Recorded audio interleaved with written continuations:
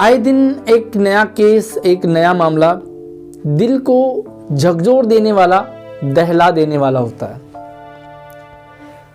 पिछले कुछ दिनों में फिर से एक खबर आपने सुनी होगी, टीचर्स पर स्टूडेंट ने हमला कर दिया। ये ऐसे देश में हो रहा है जिस देश में गुरु का दर्जा भगवान से ऊंचा माना गया है। गुरु गोविंदो खड़े काके लागो पाए, ये तो ऐसा लगता है सिर्फ किताबी ज्ञान हो चुका है आज। अच्छा, कुछ दिन तक तो चलता है, कुछ घंटों तक हाहाकार मचता है टीचर्स में, लेकिन कुछ दिन हफ्ते बीत जाने के बाद उस परिवार के लिए वो घटना बन जाती है। बाकी सब लोग अपने नॉर्मल डेली रूटीन में आ जाते हैं। न्यूज़ वालों को मसाला चाहिए होता है, उनको मसाला मिल जाता है। अच्छा, अपोजिट में देखें, अगर किसी टीचर ने बच्चे को समझाते हुए या बच्चे की भलाई के लिए ही अगर बच्चे को डांट दिया या थोड़ा सा हाथ मार दिया, तो न्यूज़ वालों को मसाला मिल जाता है और टीचर को दरिंदा, हैवान, ना जाने क्या क्या शब्द दे दिए जाते हैं। लेकिन उसी देश में अगर टीचर के ऊपर हमला होता है तो ये बस टीचर समुदाय में ही पता होता है, बाकी बाहर किसी को पता ही नहीं है। उस परिवार को सोचो, आप उस परिवार के बारे में सोचो जिस पर वो बीत रही है। कुछ दिन तक हाहाकार मचता है, उसके बाद धीरे धीरे सब नॉर्मल हो जाता है। कहाँ एसोसिएशन, कहाँ यार दोस्त, सारे भूल जाते हैं और वो एक घटना बन जाती है। और फिर अगले हफ्ते एक नया केस सामने आता है। कब तक चलता रहेगा? न्यूज़ वालों को कोई लेना देना नहीं, सरकार को कोई लेना देना नहीं, कोर्ट कानून को कोई लेना देना नहीं, स्टूडेंट और पेरेंट्स को कोई लेना देना नहीं। क्योंकि अगर स्टूडेंट को लेना देना होता तो टीचर्स को भगवान समझा जाता, पूजा जाता। लेकिन जिसकी पूजा की जाती है उसको इस तरह से मारपीट उसके साथ सही नहीं है। अच्छा, स्टूडेंट हो, पेरेंट्स हो, चाहे न्यूज़ वाले हो, ये तो बस चंद दिन में भूल जाते हैं और इनको कोई लेना देना भी नहीं है। लेकिन हैरानी वाली बात है कि हमारा जो टीचर समुदाय है वो भी क्यों मौन बैठा होता है। देखिए, स्टेप तो लेना पड़ेगा। स्टेप आंदोलन ही नहीं होता, स्टेप एकजुट होकर के अपनी बात रखने का होता है। शांति प्रिय ढंग से आज कानून व्यवस्था से कोई नहीं डर रहा। बड़े बड़े कांड हो जा रहे हैं, तो कानून की ऐसी स्थिति हो गई है हमारे देश में कि कहीं भी कुछ भी हो जाता है। क्या स्टेप लेना चाहिए? शिक्षक, न्याय मंच वाले भी सोए ही होते हैं लगभग। हालांकि वो कुछ मांग पत्र, कुछ अपना जो है रखते हैं, सरकार तक रखते हैं, अपनी बात को रखते हैं, लेकिन वो कुछ दिन में ही सब विलीन सा हो जाता है। सिर्फ उस परिवार पर वो हमेशा के लिए छाप पड़ जाती है। और इसका नतीजा क्या निकलता है?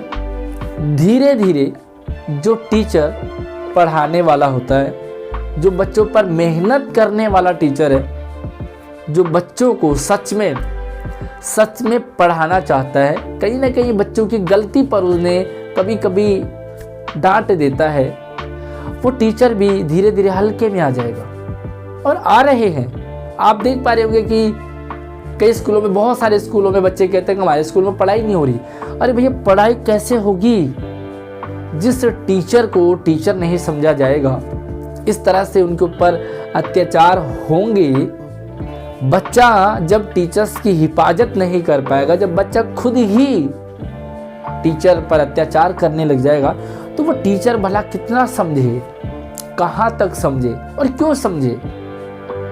एक रिश्ता जो होता है गुरु शिष्य का, वो तो ऐसा लगता है जैसे खत्म हो गया है।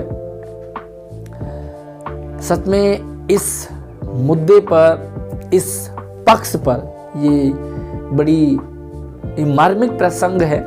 इस पर सभी को एक बार विचार करना चाहिए।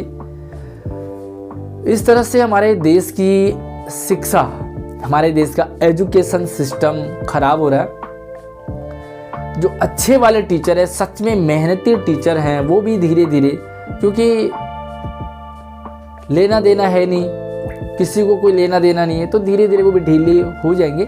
तो वो ढीले ना हो, बल्कि जो ढीले हैं वो भी धीरे धीरे मेहनती हों, वो भी बच्चों को पढ़ाने में अपना पूरा 100% देने की कोशिश करेंगे, प्रयास होगा। और हर एक टीचर बच्चों को सच में पढ़ाना चाहता है, लेकिन अगर छोटी सी डांट पर बच्चे इतना ज़्यादा इमोशनल हो जाते हैं आजकल, पता नहीं कहाँ से इतने फीलिंग्स लेके आते हैं कि थोड़ी सी डांट भी बच्चों को बर्दाश्त नहीं हो रही है। और कई हद तक शासन प्रशासन और न्याय व्यवस्था पर भी इसका दायित्व बनता है कि ऐसे घटनाओं को रोका जाए।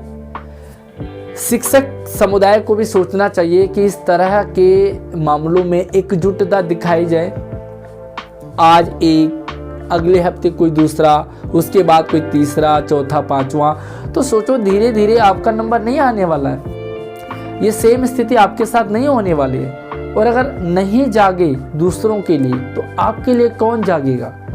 और जागना, उठना, बात रखना अलग मैटर है, इन सब के पीछे सबसे बड़ा नुकसान वो स्टूडेंट का होता है। क्योंकि टीचर पढ़ाना चाहता है, अगर वो इस तरह से उस पर अत्याचार हो, सोचो जिस टीचर के ऊपर इतना अत्याचार हो रहा है डांटने के ऊपर, वो टीचर अब पढ़ाएगा क्या, वो टीचर अब बच्चों को डांटेगा क्या। और जब जब बच्चों पर डांट का डर कम हुआ, जब जब बच्चों पर डांट का असर कम होता दिखा, तब तब इस तरह की घटनाएं, वारदात सामने देखने को मिलते हैं। और हमारे शास्त्रों में भी साम दाम दंड भेद कहा गया। ऐसे नहीं कि डायरेक्टली कोई मारे, सबसे पहले साम समझाइए प्यार से, दाम डराइए, दंड तो तीसरा नंबर आता है। कोई ऐसा टीचर नहीं होगा जो डायरेक्ट सबसे पहला स्टेप दंड का लेता होगा, कोई ऐसा टीचर नहीं होगा। एज ए स्टूडेंट अगर आपकी नज़र में कोई ऐसे टीचर हैं तो आप अपना ओपिनियन, अपने भाव कमेंट में रख सकते हैं, लेकिन मुझे नहीं लगता कि कोई भी टीचर फर्स्ट स्टेप दंड का लेता होगा, क्योंकि दंड तो कोई सॉल्यूशन है ही नहीं। किसी भी समस्या का समाधान दंड है ही नहीं, चाहे वो बच्चे को मारना हो, चाहे टीचर को मारना हो, चाहे किसी को भी मारना हो, मार तो सॉल्यूशन है ही नहीं। और ये जो मार है ना, ये धीरे धीरे सिस्टम खराब करता है। बाकी इस पर विचार करना ज़रूरी है, टीचर्स कम्युनिटी को एकजुट होना ज़रूरी है। अपना वेट ना करते हुए दूसरों के लिए आवाज़ उठाना ज़रूरी होता है।